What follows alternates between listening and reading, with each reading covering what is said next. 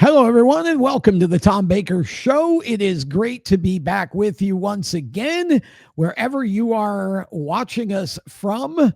We are glad that you have joined us and looking forward to a fun show. We've got a packed show of stuff to discuss this week. Some major news breaking on the NASCAR side of things. We got NHRA news. We got all kinds of stuff. Of course, my co-host Jacob Seelman will join us in a moment. This show being brought to you by Radical Race Gear. If you want to be a champion, you should look like a champion. Radical Race Gear helps you do that with customized driving suits, sublimated shirts for the crew. They've also got customized pop-up tents if you need that, or carpets for your trailer.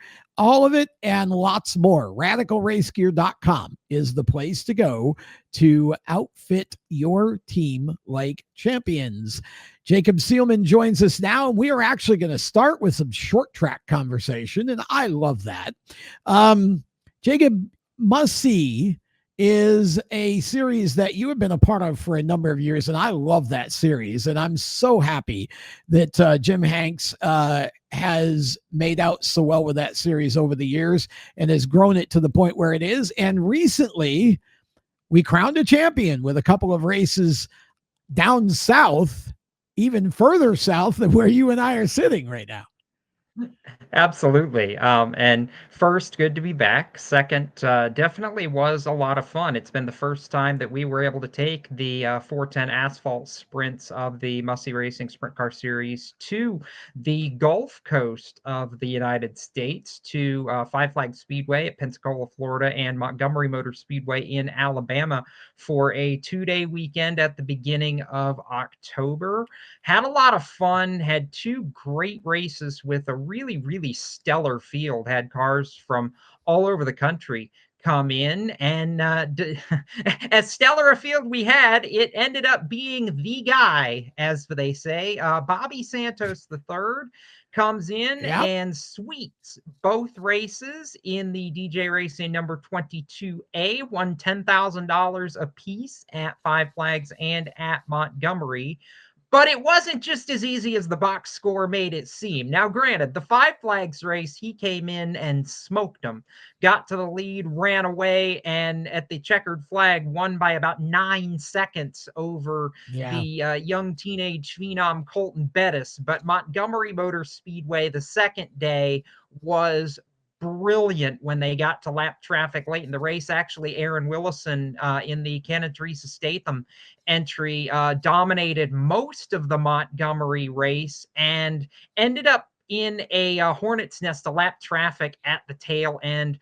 Bobby basically sending it as hard as one can send it into turns 3 and 4 on the outside, coming to the checkered flag, makes the pass, goes on to win that race in what I would argue was the race of the year from a series perspective. And Bobby and Aaron, two of the best pavement sprint car drivers in America. For the past couple of years, they have put on some tremendous battles between them, as well as Cody Swanson, who was running a non-wing sprint car during our Gulf Coast weekend. But Bobby gets the 2 victories. Aaron Willison, I rarely ever see Aaron irritated, but I think Aaron was a little irritated after leading 90% at Montgomery, only to come up about 300 yards short of actually leaving with the trophy. But while all that was going on, Joe Ligori, third generation open wheel driver, of course, grandson of legendary the late Ralph Ligori, Joe ends up winning his third Must-See Racing National Championship this season, 2021, 2024, and now 2025.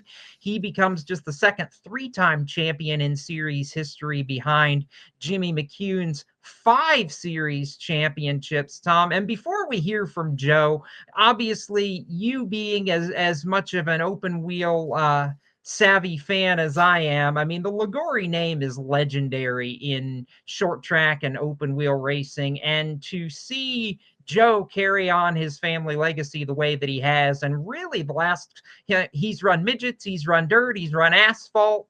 I mean, but to see him take to these pavement 410s the way that he has really, to me, been enjoyable, because he's one of the characters of short track racing that I don't feel like gets talked about enough.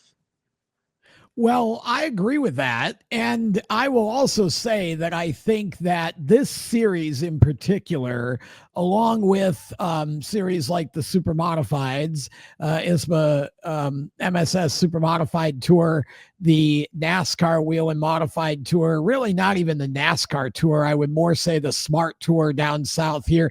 These are our short track series, grassroots series that still remind me of the way that racing was done back in, the 70s, 80s, 90s. And, these guys just get after it. And they're, as you say, the personalities. I mean, Bobby Santos, great guy, and a driver that I think easily could be a star right now in, IndyCar, in NASCAR, World of Outlaws, wherever he would want to go, but he just never has had the opportunity. And Joe Liguri, to me, a throwback. He's got a great personality, keen sense of humor. I love everything about this series, but let's get to the clip of Joe, who is the champion for 2025. Yeah, let's do that.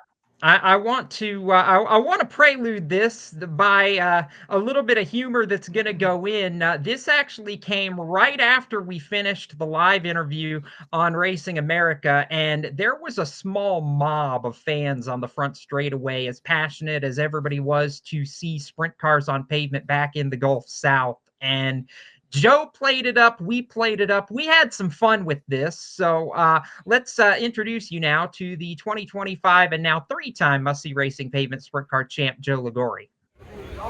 Joe, could you take a photo with a special new move? Absolutely. You got a camera?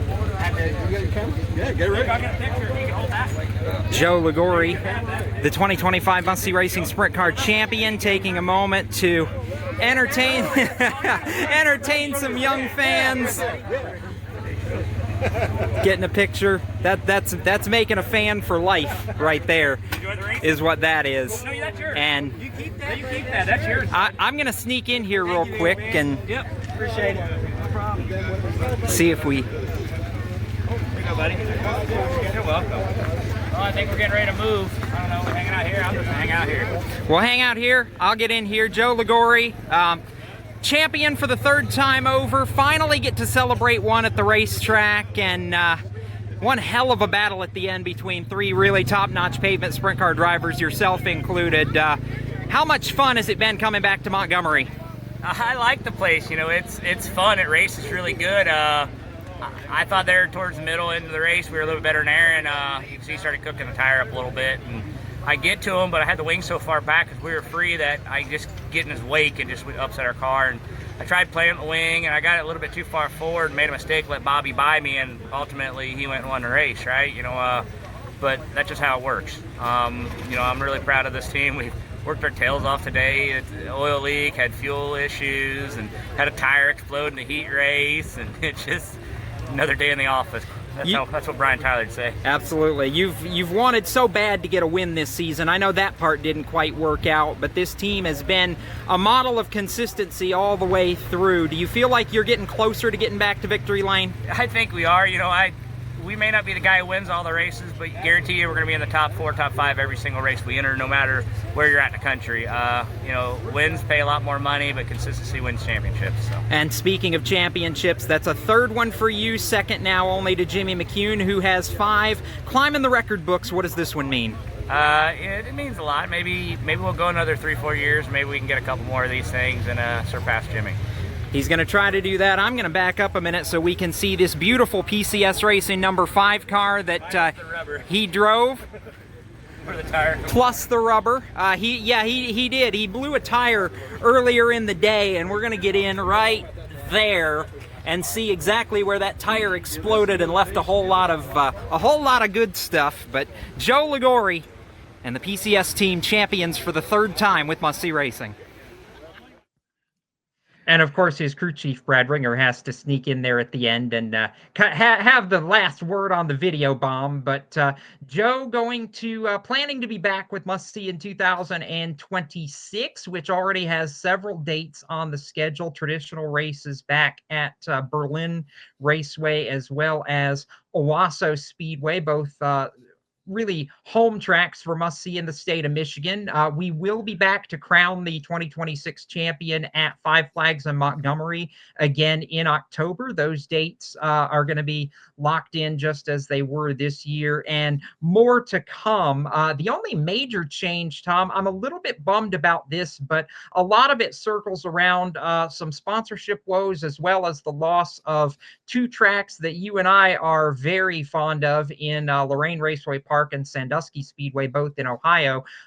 Must See Racing not going to sanction the Midwest Lights, the crate sprint division, in 2026. I am bummed about that. We just crowned JJ Hennis recently as the three-time champion in that division, but there are some things in the works trying to keep that crate sprint class going, and still going to have support hopefully in the Midwest in 2026 with some news that is hopeful of coming during the winter here before we get towards 2026. So we'll have more to talk about on that front hopefully in the weeks to come. But I'm super excited. I think next year, when you look at what Must See the momentum is there, plus the new race for the Million series that Richard Feeler, Bobby Santos's car owner with DJ Racing, is putting together. There's a whole lot of momentum around pavement sprint car racing that I'm super excited about for next season. Yeah, it's really great to see that's starting to come back strong a little bit.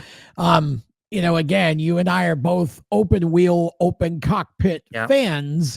So anything that, kind of puts any life into any of those divisions is big for us. So I'm happy to see that. And I'm looking forward to seeing what that develops into. And speaking of open wheel, open cockpit racing, we've got some sprint car stuff to talk about.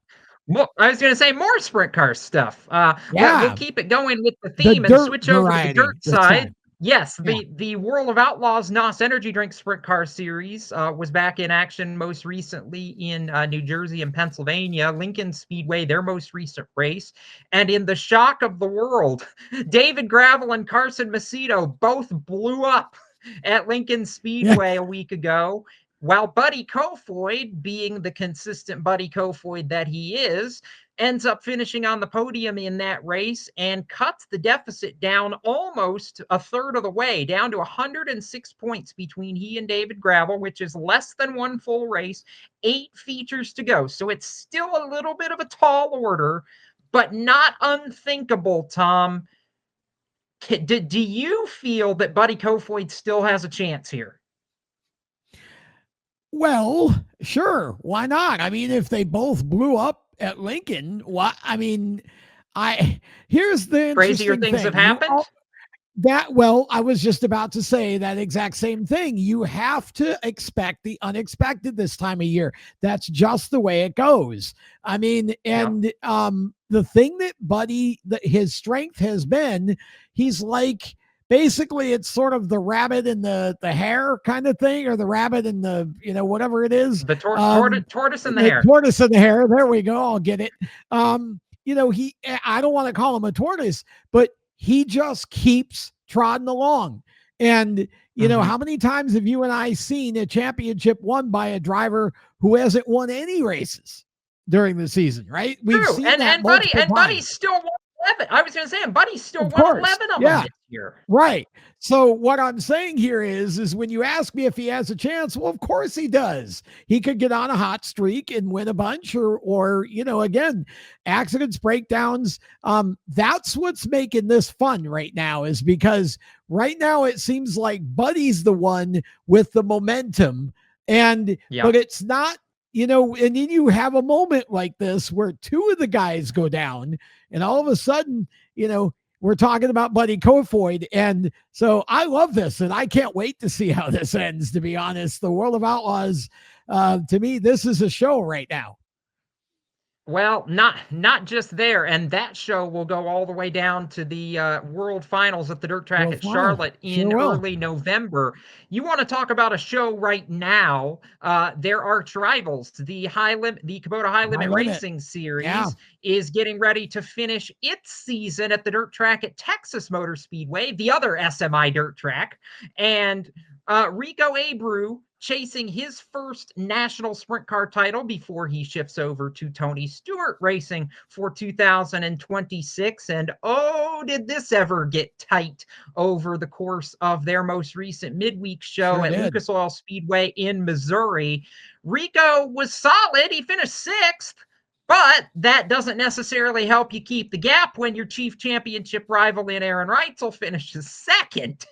Reitzel needed one more position to take the midweek championship away from Rico. Rico ended up holding on to that by 1 point.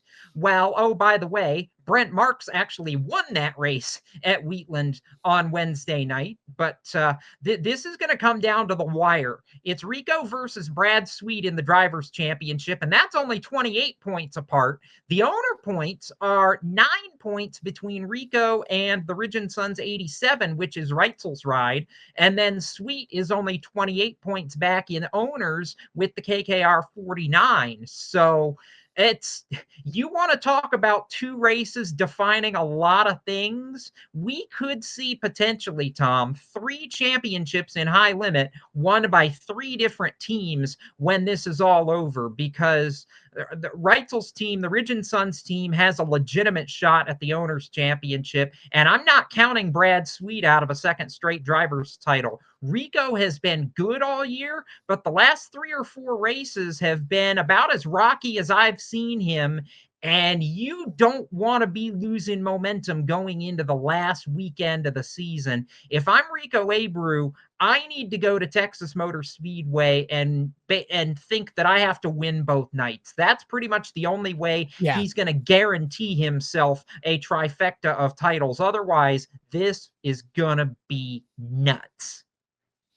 Well, it is. And again, same thing we talked about with the World of Outlaws. Until it's over, it's not going to be over.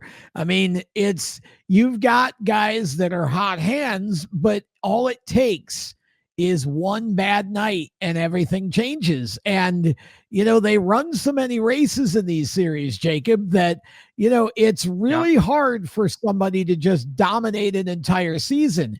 And so what you see is you get 3 or 4 guys that go down to the home stretch and they're all, in contention. And then you get a couple races where one gets hot and the next one gets hot, or somebody blows a motor, or, whatever the case, has a wreck. And that's what keeps these series interesting, is there's multiple drivers, obviously, that can win championships and are capable of performing over the long haul. And so it's just the ebb and flow in which one is hot at the right time down the stretch that gets the championship. I'm going to open my mouth and say it right before we go to break, and you can use this as our mini segue.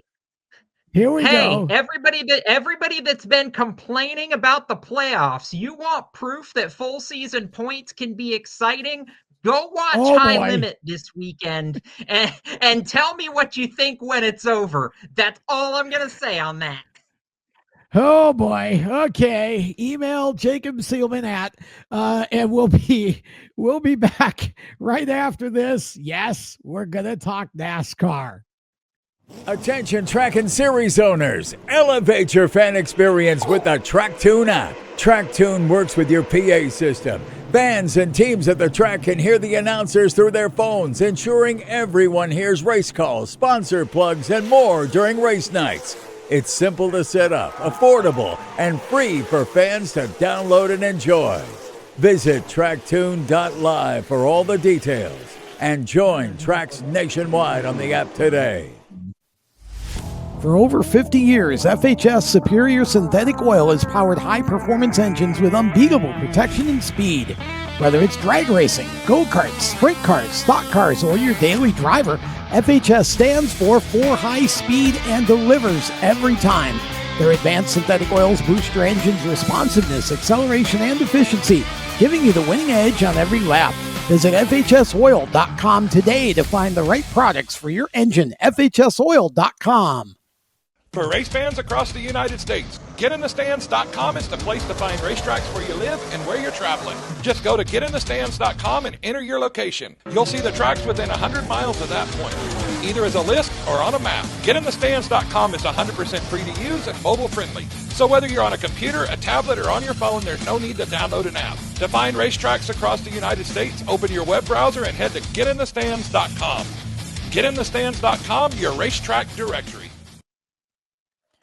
Welcome back to the show. Tom Baker and Jacob Seelman, and we are talking NASCAR in this segment.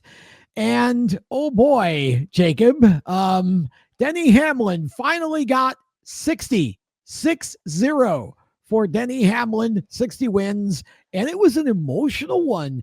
And honestly, that took me really by surprise, even as someone who watches his podcast all the time. I wasn't expecting that. How about you? I certainly wasn't, although I'll also add to that knowing that his dad, Dennis, has been going through some health issues this year, this was a milestone that Denny really wanted his dad to be able to see him get to. And I know that he mentioned on Actions Detrimental, his podcast, that played a lot into what we saw over the weekend, and I really appreciated it. To me, that was a Denny Hamlin at Las Vegas Motor Speedway that saw the carrot out in front of him and just went out, grabbed it by the horns, and said, "This is mine, and nobody's taking it away from me." Went around, drove past his teammate Chase Briscoe in the final laps to win that race. And I want to ask you now, because to all summer, just the way he's gone about his business and the way these pieces have started to come together, is this Denny's year to finally win it all? Because to me, things have just felt a little different this year compared to every other time he's been in this position. It just feels like every time you think he's going to start to lose momentum, boom, he grabs it right back. And I just think, we watch drivers so often, they win that first race in the round of 8 and have the extra 2 weeks to prep for the championship race. It just, to me, feels like if he's going to do it, this year is when it happens. Well, I agree with you for a couple of reasons. The first being, obviously, Talladega is a wild card, but then we go to Martinsville and, of course, Phoenix to wrap it up. Both of them are tracks where Denny Hamlin's really good. That's number one. But number two, let's look at the setup. Who do we always talk about when it comes to Phoenix anymore? The Penske cars. Who's in big trouble right now as we go to Talladega? The Penske cars. Both Logano and Blaney are right on the edge here. There may not be a Penske car at Phoenix. So I like Denny Hamlin's chances here a lot. I also think the emotion of doing this for his father is going to carry him too. And I think focus him in a way that he hasn't maybe been in the past. So yeah, I agree. This is Denny's best shot. I agree with that. I do want to touch on real fast just the shock factor of the William Byron, Ty Dillon spotter conundrum chaos incident at the end of the Las Vegas race too, and just how thankful I am that there were no injuries, nothing serious that came out of that, other than, of course, us finding out this week that Ty Dillon's spotter was relieved of his job at Calling Racing. Just really, really vicious incident that I feel like is one of those reminders that things can happen really, really fast in this sport, and just thankful that it wasn't worse than what it was. Next topic, though, that we wanted to get to in our last show and just ran out of time to do it. NASCAR upping the horsepower next year to 750 from 670 for the short tracks and road courses. A lot of veterans are cautioning us media pundit types that this isn't instantly going to solve all our problems. I agree with that, but I at least feel like it's a step in the right direction. Do you agree with that, or are you on the side of this is not nearly enough? Well, and both. It is a step in the right direction, on the way to about 900 or 1,000, right? Which I don't think we're Please. ever going to see, but it's Yeah. it's a thought. But it's that I don't. From what everybody's telling me that I've spoken with, they don't really think it's going to do much of anything. In fact, somebody said to me the other day, this actually will give SVG even more of an advantage on the road courses, just Oh, because of the way that he keeps the tires yeah. steady, and the way that he uses the brake. Basically, they feel Yeah. like this could give him an even bigger advantage. And then I said 2 words, Connor Zilic, and he went, well, okay, maybe there's 2. Yeah, fair enough.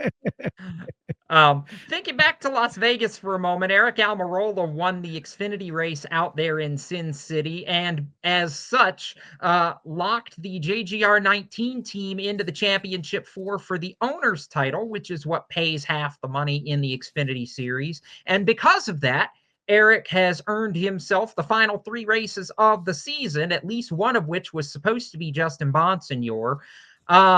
I don't like, Tom, that Bonsignor loses out on a race in this, but I have to say, and I think you'll probably agree with me, I get it from the business side. JGR wants to win the Owners' Championship. They've missed out on that for several years now. And certainly your best bullet in the gun all season has been Eric Almirola. Yeah, back in the 70s, there was a band called Commander Cody and the Lost Planet Airmen. They did a song called Armadillo Stomp, and that's what I thought of when I watched Eric run the last race. He was doing the Armadillo Stomp. That's his nickname, obviously. And no, I think it's the right move. I want to see Justin Bonsignor full time in the series if we can get him there. But yeah, definitely with the Owners' Championship on the line, you got to keep Eric in the car. All right, couple of news bullets now that we can touch on here on the NASCAR side. Spire Motorsports confirming that Justin Haley will be out of the 7 car after the end of this season. Right now, the leading candidate, according to Jordan Bianchi in The Athletic, Daniel Suarez. I think all of us have kind of had that feeling if Suarez was going to stay in Cup, that 7 car might be the option. So where does Justin Haley go? I mean, Chris Rice was on Sirius XM this week and said they're not sure they have any space at the inn for him. Do you see any options for Justin Haley? Because I'm scratching my head a little bit at this point. Okay, 2 things here for me. Number one, wasn't it just a year or so ago that all of the pundits, as you called us, media types, were talking that Justin Haley was the heir apparent when Alex Bowman got fired out of the 48 car? Oh, by the way, Alex Bowman's still in the 48 car, and Justin Haley's now out of the 7 car with nowhere to go, it seems. Okay, so 2 crimes committed there. One, people still are unfairly tagging Alex Bowman. Second, why are you dumping Justin Haley for Daniel Suarez? No offense to Daniel. I know he probably brings more money, but at the end of the day, this is not a Justin Haley problem. This is a Spire Motorsports problem. Okay, Michael McDowell. Thank you for saying it. I mean, look, Michael McDowell and, Carson Hocevar, whoever, they're running well. How many wins they got? Okay, this isn't a Haley problem. Spire Motorsports is not ready to be a top-tier NASCAR Cup Series team yet. So I think Justin Haley kind of got screwed. And I really hope that he finds a top Xfinity or top Truck Series ride and gets in and goes and wins a championship next year, because that boy can drive. Dale Jr., please call Justin Haley. I think that would be a great scenario if they can find a place. There we go. Now, speaking of Speaking of colleague racing, good news on that front, also known as the worst kept secret in the NASCAR garage. Butterbean, Brendan Queen, the recent ARCA Menard Series champion, is the first Ram Truck Series driver confirmed at colleague racing next year. I can't say I love this enough. Bean has done everything asked of him to earn this opportunity. And I don't know about you, Tom, but I don't think he's just going to go to colleague and fit in. I think he's going to go to colleague and make the playoffs in his rookie year next year. That's my bold prediction. Well, I mean, obviously it's going to depend how well the equipment runs, right? If you give him a championship level truck, I think Butterbean will race for the championship.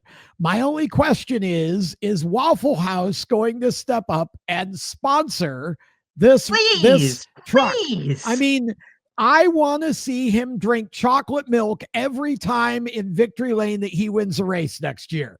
Let's go, man. Waffle House, come on. Let's do this. Oh my goodness. I just can't wait. And by the way, he's finishing out the season in the 11 car for colleague on the Xfinity side as well. So all just greatly earned opportunities for Brendan Queen. Think the world of him. He cut his teeth in the late model stocks and has just built his career up, kind of like Josh Berry at a time where some people thought maybe he was too old for this, but no, he's proven them wrong. And Richard Childress Racing has poached Kyle Busch's crew chief for next year. Why do I say that? They stole Jim Pullman back from Junior Motorsports. And I hate it for Junior Motorsports and Justin Allgaier. If I'm Justin Allgaier, I'm a little irritated right now, to be honest with you. But if Kyle Busch can't go into next year and do something with Jim Pullman, it's not a Kyle Busch problem. It's an RCR problem. Am I right or am I wrong? Well, I think what you meant to say is it's not a Jim Pullman problem or a Kyle Busch problem. It's an RCR problem. It's an RCR. And I agree with you. I totally agree with you. And, look, I don't believe Kyle Busch has forgotten how to drive a cup car fast enough to run for wins. I just don't. There's something that's going on at RCR that just isn't clicking consistently. They've got to find the answers. I don't know what they are. I don't know who to blame. I just know that something had to change on the Kyle Busch team. And if you're not going to change Kyle Busch, then you had to change the crew chief, which they did. And Kyle did run pretty well this past week. I don't know. I hope it works well. I hope it works well because Jim Pullman's a great guy. And certainly he brought Justin Allgaier a championship in Junior Motorsports. So I hope he can turn this thing around because I think Kyle Busch running up front makes NASCAR better. Yeah, no, I agree with that. And it hurts me. I've heard it said a few times on Sirius XM this year. It hurts me to see Kyle Busch. I know he's not done yet, but as of right now, tailing off his career the way he is. It's just painful. He's a championship driver. He's one of the best there has ever been in a stock car. And I want to see him be able to go out with success, not the way it's been going the last 2 years. Yeah. So Jim Pullman's been with RCR before. He was their research and development head several years ago before he left to JRM. So maybe coming back home is the right time. Well, we'll certainly think good thoughts for Kyle and RCR. Yes. And with that, we're going to step aside one more time. When we come back in the last lap, we've got a round robin of things to talk about. Stay with us. We'll be right back. Attention track and series owners. Elevate your fan experience with the TrackTune app. TrackTune works with your PA system. Fans and teams at the track can hear the announcers through their phones, ensuring everyone hears race calls, sponsor plugs, and more during race nights. It's simple to set up, affordable, and free for fans to download and enjoy. Visit tracktune.live for all the details and join tracks nationwide on the app today. For race fans across the United States, GetInTheStands.com is the place to find racetracks where you live and where you're traveling. Just go to GetInTheStands.com and enter your location. You'll see the tracks within 100 miles of that point, either as a list or on a map. GetInTheStands.com is 100% free to use and mobile friendly. So whether you're on a computer, a tablet, or on your phone, there's no need to download an app. To find racetracks across the United States, open your web browser and head to GetInTheStands.com. GetInTheStands.com, your racetrack directory. For over 50 years, FHS Superior Synthetic Oil has powered high-performance engines with unbeatable protection and speed. Whether it's drag racing, go-karts, sprint cars, stock cars, or your daily driver, FHS stands for high speed and delivers every time. Their advanced synthetic oils boost your engine's responsiveness, acceleration, and efficiency, giving you the winning edge on every lap. Visit FHSoil.com today to find the right products for your engine. FHSoil.com. Welcome back to the show as we get set to crank up our last lap. Jacob, what do you got? I got a few things here. I actually want to start on the IndyCar side because we've had some news over there this week as well in the saga of Rinus VeeKay, who we all thought was going to stay with AJ Foyt Racing and potentially be an heir apparent over there, become the veteran as David Malukas went to Team Penske to replace Will Power. And instead, we get the news this week that Rinus VeeKay is going to be the lead driver for Juncos Hollinger Racing in 2026.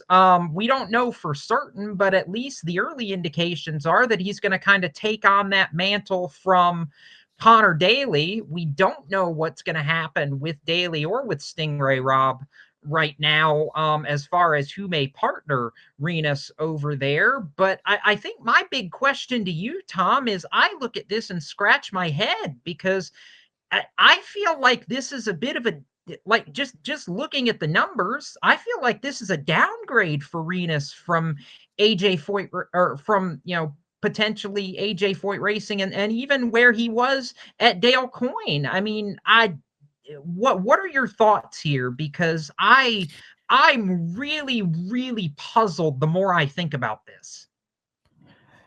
I don't know. I mean, I was really hoping to see Connor Daly end up at AJ Foyt, but that doesn't look like it's going to happen, because I would have thought a team with Connor and Santino Ferrucci, if nothing else, would have been the best show in IndyCar racing next year. Those two are just hard-nosed racers. And I think there would be a lot of sparks there. With that, I don't know. Rinus, I think he has been at JHR before, has he not? Or has he? JHR, I don't think. No, JHR, I don't think so. I think you're remembering back when he was with Carpenter. Oh, that's right. Yeah, that's what he said. Yeah. I don't know. This one's a little bit fishy, but I just have to believe that Rinus looked at the opportunities he had in front of him. I think Foyt may be committed to Collette more so than anyone else. Yeah, Kyle Collette. I that's looking like it's where they want to go. And in terms of dollars and cents, I think Stingray Robb's future would depend on whether his main sponsor comes back. And then, who else is available that they may prefer better. I think there's probably some people looking at Prema just waiting to see what happens there, because I mean, if Prema can't come back in 26, I don't know where those drivers end up. I agree with that. Speaking of drivers looking for places to go, maybe one for the future, Mick Schumacher, Michael's son, completing a test with Rahal Letterman Lanigan Racing that they called, quote, productive.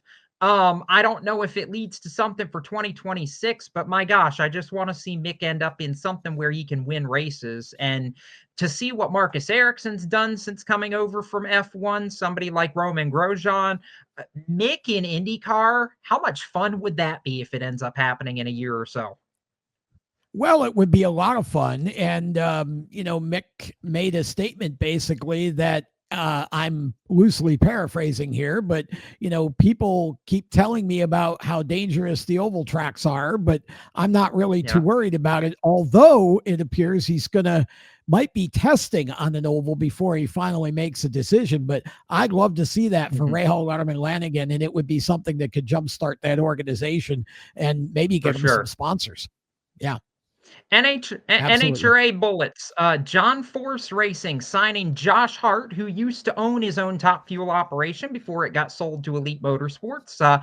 JFR has signed Josh Hart to a multi-year deal to step in for Brittany Force starting next year at the Gator Nationals. And number one, I'm excited about that for Josh Hart because I want to see him in a premier opportunity. Sure. Great Yeah. journeyman racer. Number two, it leads to my Sealman stat of the week real quick. NHRA Uh-oh. I was having wondering its if we were going to most get that in. watched yeah, we're going to get it. Most watched television broadcast in history for the NHRA and the first ever viewership of more than 2 million for the NHRA on Fox during final eliminations at Texas Motorplex the last time out.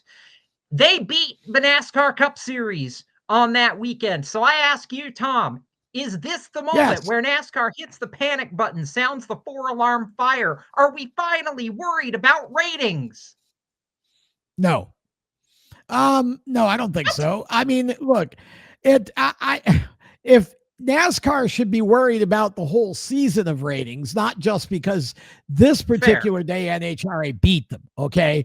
So they should be really worried about ratings. Okay. But the other thing is look, they had a football lead in, and I'm not saying that all the football fans stayed and watched NHRA, but I am saying I don't think this alone, I don't think we could draw anything about NASCAR that we already haven't been able to draw by their less than stellar ratings for most of the season. In fact, I think if you look at what NASCAR drew the Cup Series, it probably compares with their Xfinity numbers that they've been hitting a lot of the year. And we're all happy to see the Xfinity Series getting those numbers on CW. So Sunday's a crowded place, and I don't know what you can really do about it. I think the days of 4 million plus NASCAR fans watching are gone. But I also think that NASCAR's social numbers and all of that is certainly, it substantiates the fact that there's a bunch of people paying attention to NASCAR. They're just not all doing it through their TV screen. I just want to give a shout out that I think it's a huge boon for the NHRA. I think that's a great statement for them, and I love to see them growing. I agree. One more shout out on my end too, and I know you'll agree with this. Matt Williamson dominating Super Dirt Week at Oswego Speedway. Yes. Won the small block 150 and the Billy Whitaker Cars 200. His fourth win overall in the 200, and the second time he swept the weekend. They call him Money Matt for a reason the last couple years, and boy, did he prove it. Big moment for the Canadian superstar. I mean, I used to think it was only Matt Shepard that could pull off moments like that, but Williamson has become an absolute superstar in big block modified racing. Well, he's got the right name. If your name is Matt, you can race asphalt modifieds, dirt modifieds, and just about anything else. I think, that's how that works. So congratulations to Matt Williamson. Big time Super Dirt Week event. Great weather up at Oswego. Glad to see that for sure. And with that, we are going to close this show. Again, thanks to Jacob Sealman, and looking forward to being back next time with another Tom Baker Show. Until then, steeringwheelnation.com, everyone, for more great content. So long.